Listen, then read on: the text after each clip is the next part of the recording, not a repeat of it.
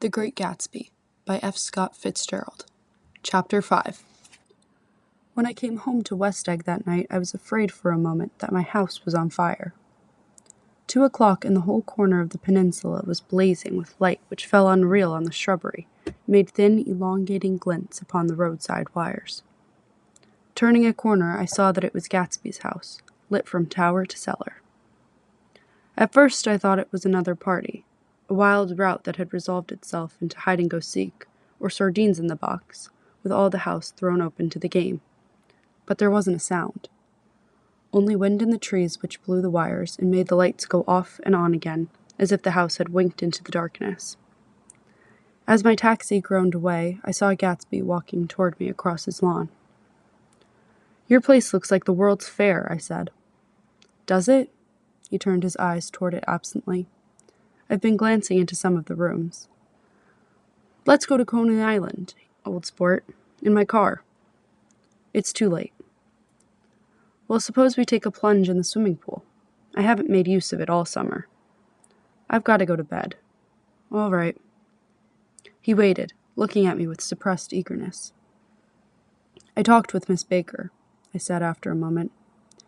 "I'm going to call up Daisy tomorrow and invite her over here to tea." "Oh, that's all right," he said carelessly. "I don't want to put you to any trouble." "What day would suit you?" "What day would suit you?" he corrected me quite quickly. "I don't want to put you to any trouble, you see." "How about the day after tomorrow?" He considered for a moment. Then, with reluctance, "I want to get the grass cut," he said. We both looked at the grass. There was a sharp line where my ragged lawn ended and the darker, well-kept expanse of his began. I suspected that he meant my grass. "There's another little thing," he said uncertainly, and hesitated. "Would you rather put it off for a few days?" I asked. "Oh, it isn't about that. At least," he fumbled with a series of beginnings. Look here, old sport. You don't make much money, do you?" "Not very much." This seemed to reassure him, and he continued more confidently. "I thought you didn't. If you'll pardon you see, I carry on a little business on the side, a sort of sideline, you understand? And I thought that if you don't make very much, you're selling bonds, aren't you, old sport?" "Trying to." "Well, this would interest you. It wouldn't take up much of your time, and you might pick up a nice bit of money. It happens to be a rather confidential sort of thing." I realize now that under different circumstances that conversation might have been one of the crises of my life. But because the offer was obviously and tactlessly for a service to be rendered, I had no choice except to cut him off there. "I've got my hands full," I said. "I'm much obliged, but I couldn't take on any more work." You wouldn't have to do any business with Wolfsheim. Evidently, he thought that I was shying away from the connection mentioned at lunch, but I assured him he was wrong. He waited a moment longer, hoping I'd begin a conversation, but I was too absorbed to be responsive, so he went unwillingly home. The evening had made me lightheaded and happy. I think I walked into a deep sleep as I entered my front door, so I didn't know whether or not Gatsby went to Coney Island, or for how many hours he glanced into rooms while his house blazed gaudily on. I called up Daisy from the office next morning and invited her to come to tea. "Don't bring Tom," I warned her. "What?" "Don't bring Tom."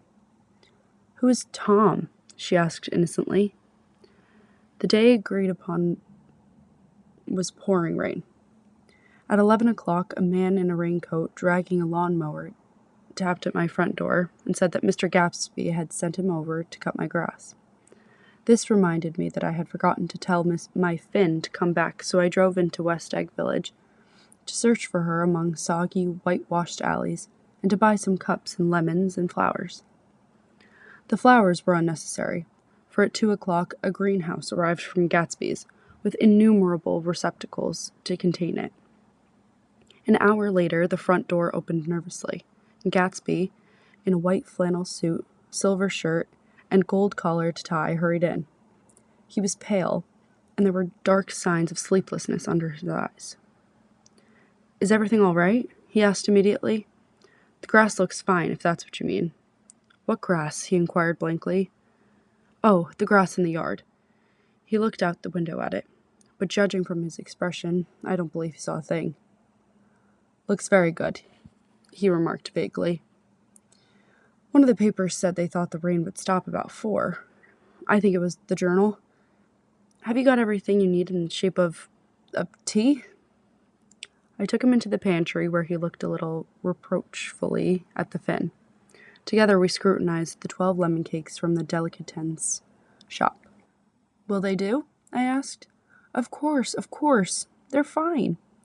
And he added hollowly, Old sport. The rain cooled about 3:30 to a damp mist through which occasional thin drops swam like dew. Gatsby looked with vacant eyes through a copy of Clay's Economics, starting at the finished tread that shook the kitchen floor and peering toward the bleared windows from time to time, as if a series of invisible but alarming happenings were taking place outside. Finally, he got up and informed me in an uncertain voice that he was going home. Why's that? Nobody's coming to tea. It's too late. He looked at his watch as if there were some pressing demand on his time elsewhere. I can't wait all day. Don't be silly, it's just 2 minutes to 4. He sat down miserably, as if I had pushed him, and simultaneously there was the sound of a motor turning into my lane.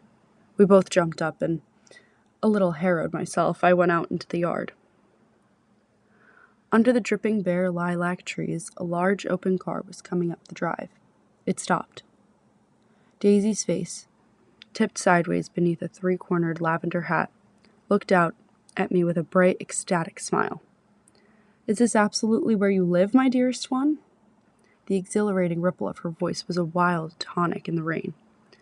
I had to follow the sound of it for a moment, up and down, with my ear alone before any words came through. A damp streak of hair lay like a dash of blue paint across her cheek, and her hand was wet with glistening drops as I took it to help her from the car. Are you in love with me? She said low in my ear. Why did I have to come alone? That's the secret of Castle Rackrent. Tell your chauffeur to go far away and spend an hour. Come back in an hour, Ferdy. Then in a grave murmur, his name is Ferdy.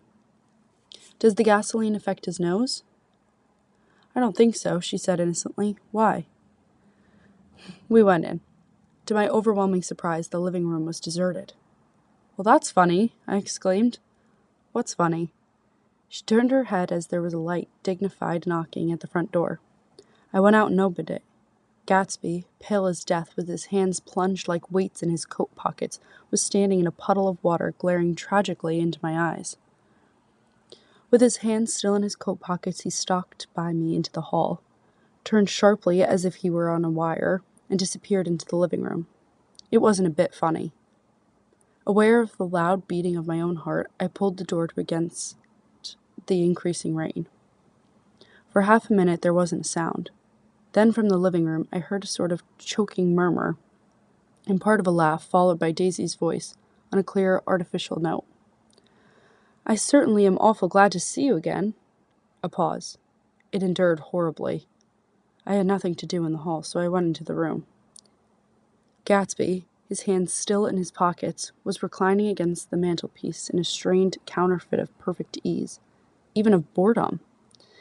His head leaned back so far that it rested against the face of a defunct mantelpiece clock, and from this position his distraught eyes stared down at Daisy, who was sitting frightened but graceful on the edge of a stiff chair.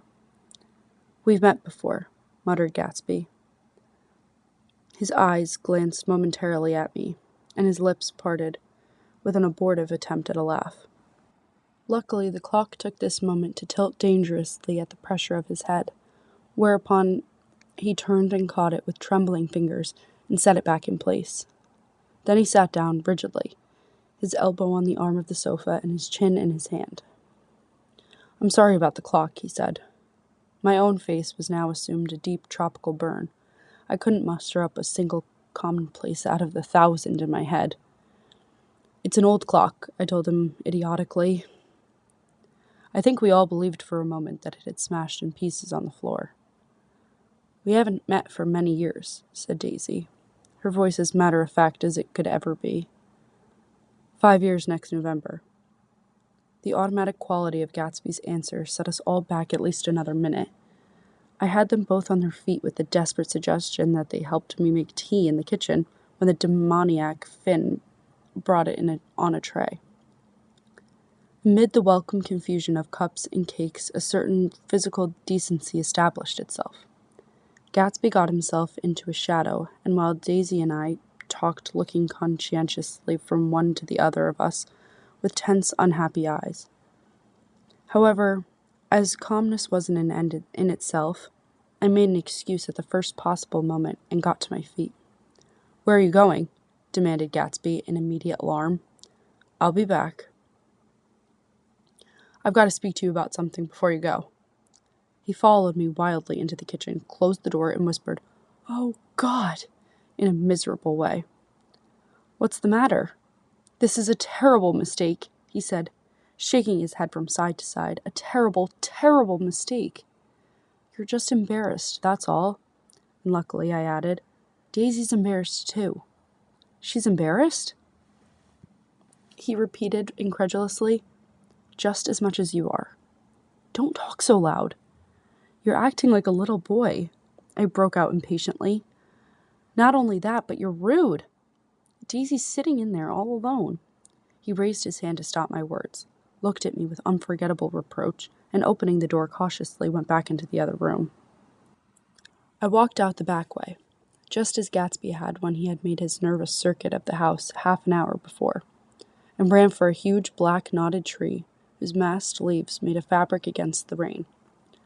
Once more it was pouring, and my irregular lawn, well shaved by Gatsby's gardener, abounded in small muddy swamps and prehistoric marshes.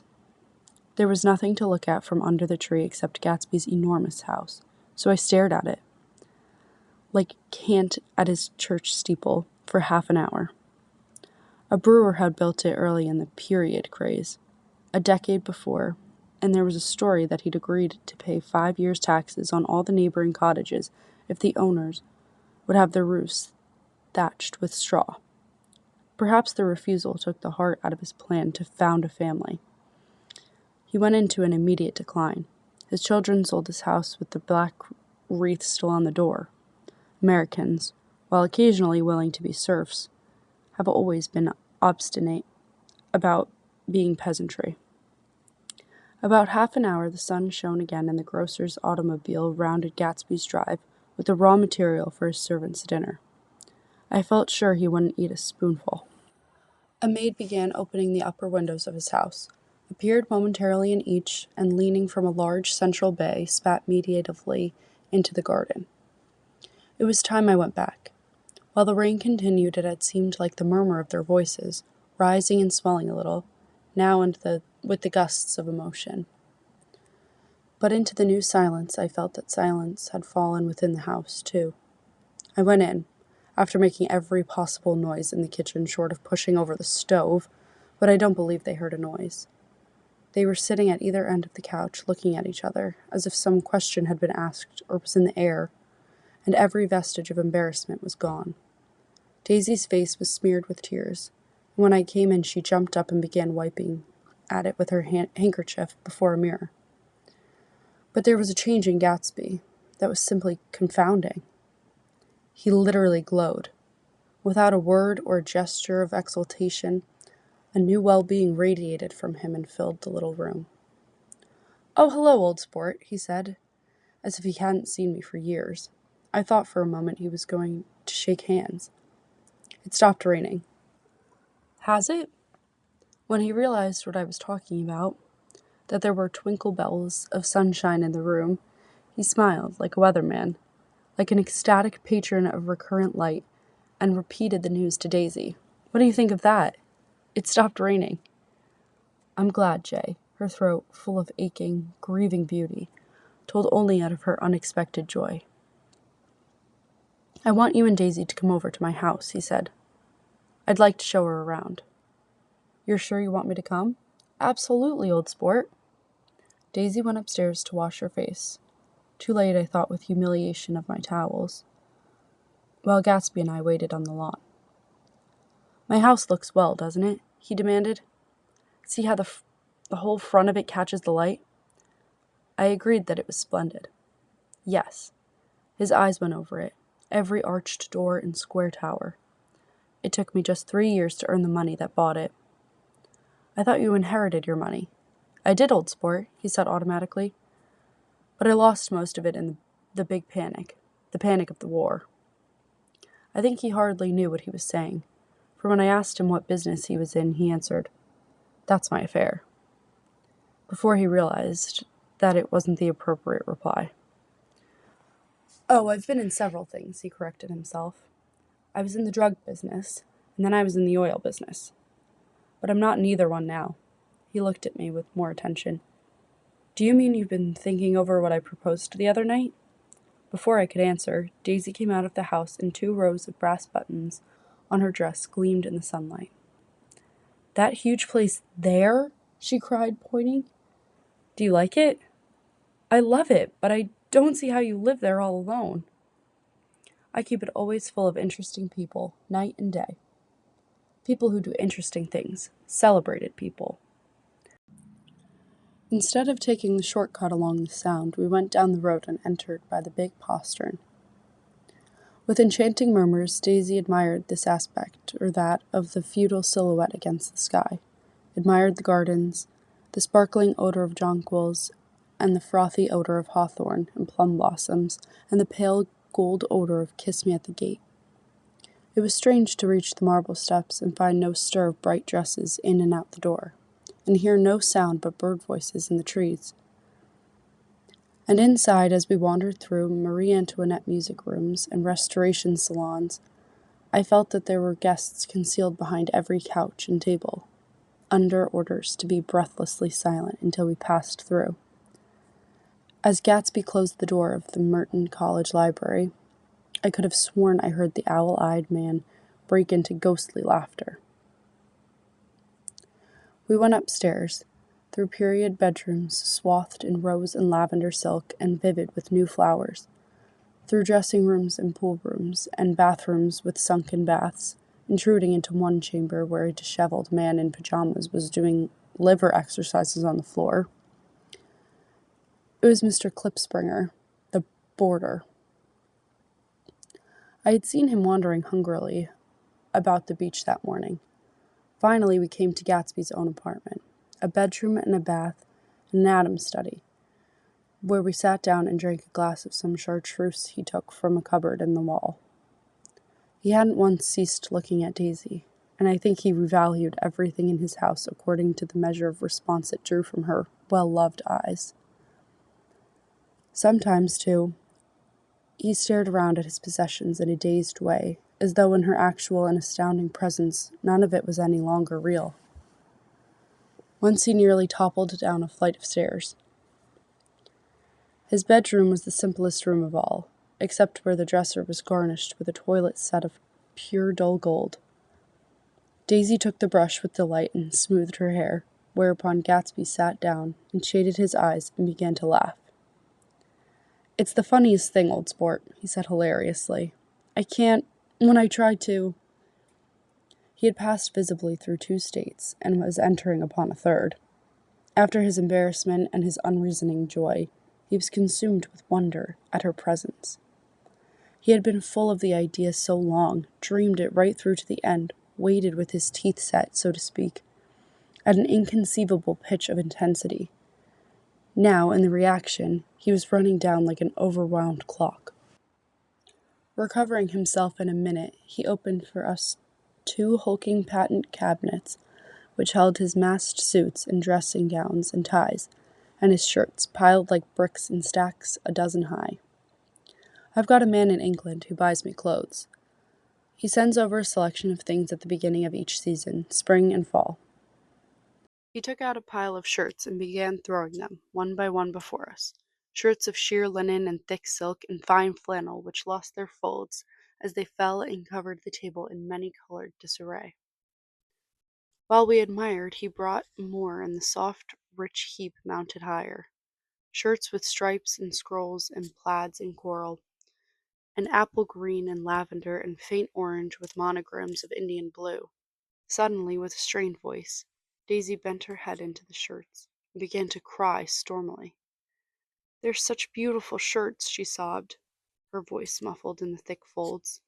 "It makes me sad because I've never seen such beautiful shirts before." After the house, we were to see the grounds and the swimming pool and the hydroplane and the midsummer flowers. But outside Gatsby's window it began to rain again, so we stood in a row, looking at the corrugated surface of the Sound. "If it wasn't for the mist, we could see your home across the bay," said Gatsby. "You always have a green light that burns all night at the end of your dock."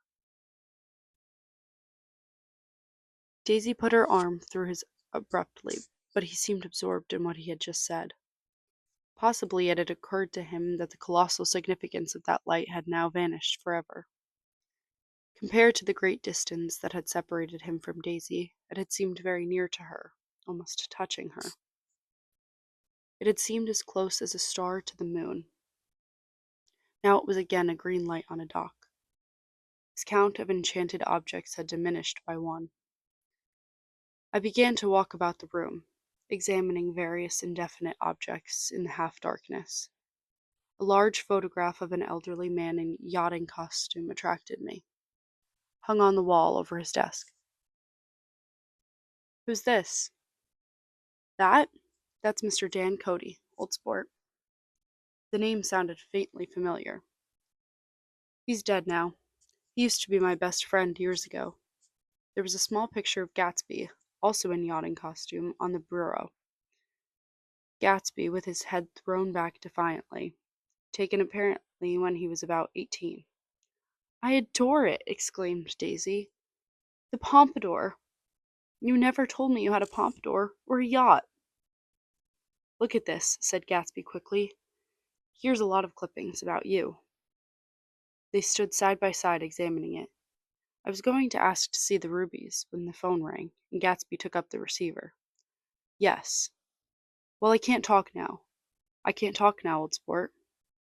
"I said a small town." "You must know what a small town is." "Well, he's no use of us if Detroit is his idea of small town." He rang off. "Come here, quick!" cried Daisy at the window.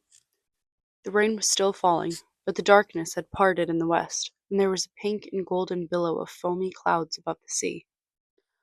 "Look at that," she whispered, and then after a moment, "I'd like to get one of those pink clouds and put you in it and push you around."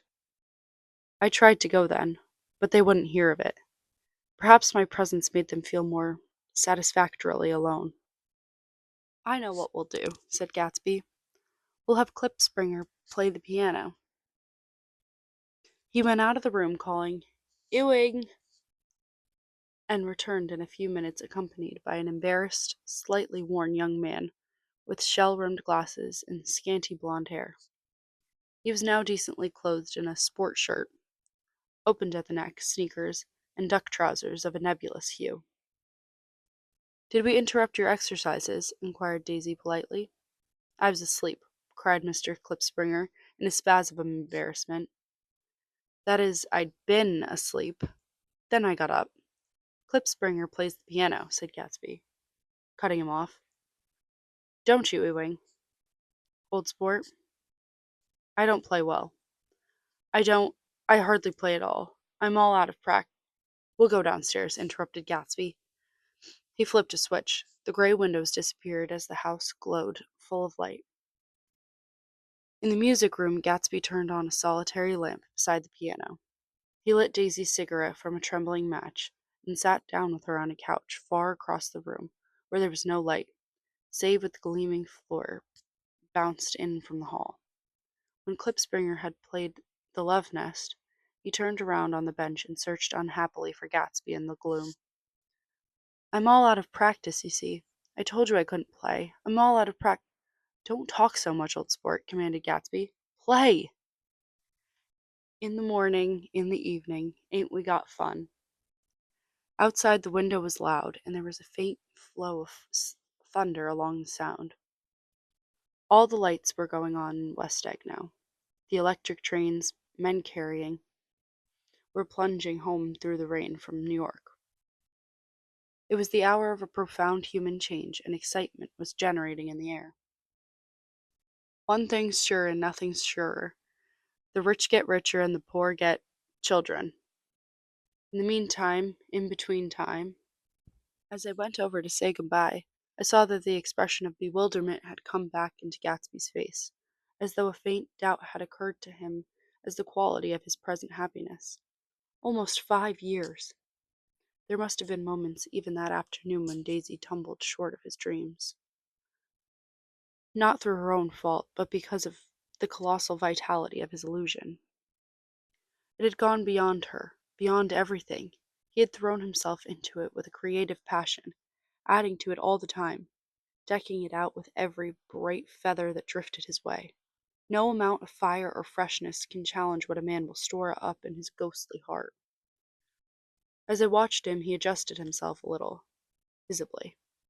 His hand took hold of hers, and as she said something low in his ear, he turned toward her with a rush of emotion. I think that voice held him most with its fluctuating, feverish warmth, because it couldn't be overdreamed. That voice was a deathless song. They had forgotten me, but Daisy glanced up and held out her hand. Gatsby didn't know me now at all. I looked once more at them, and they looked back at me remotely, possessed by intense life. Then I went out of the room and down the marble steps into the rain, leaving them there together.